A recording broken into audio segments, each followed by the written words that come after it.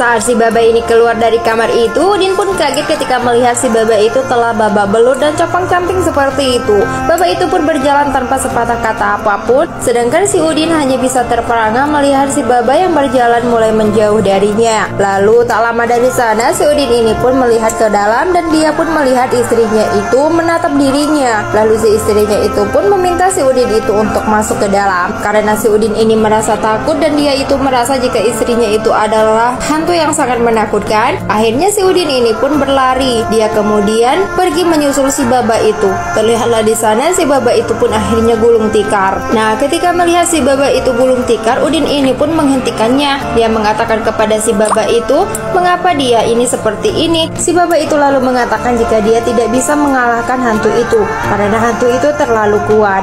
Akhirnya si Baba itu pun pergi dari sana. Sedangkan si Udin ini pun hanya bisa terperangah menatap kepergian si Baba itu. Lalu setelahnya Udin pun pulang ke rumah dan dia itu pun memarahi istrinya itu.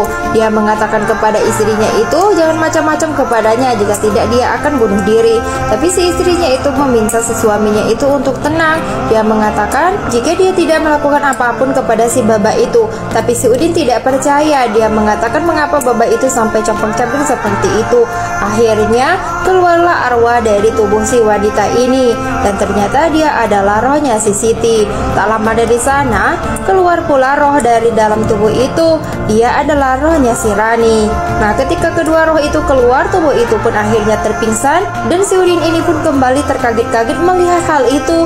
Dia benar-benar tidak menyangka dan dia benar-benar tidak percaya dengan apa yang dia lihat. Tak lama dari sana si ibu ini ingin masuk tapi dia mendengar suara dua orang wanita di dalam kamar itu. Sedangkan di dalam kamar ini si roh wanita ini pun bercerita jika si Siti itu telah jatuh ke sungai lalu dia mencoba untuk menyelamatkannya, lalu mereka pun meninggal, roh mereka pun diambil oleh dewa kematian. Begitu mereka sampai di alam kematian, mereka melihat jika tubuh si Rani itu telah dibakar, tapi dewa kematian mengembalikan mereka ke bumi dan mereka masuklah ke dalam tubuh yang sama. Nah, si ibu ini pun mendengar cerita dari rohnya si Rani itu dan dia pun hanya bisa terdiam. Lalu si Udin ini pun menjadi bulan-bulanan kedua roh ini. Akhirnya si Udin ini pun disukai oleh kedua roh itu dan mereka pun berebut untuk mencintai si Udin. Lanjut.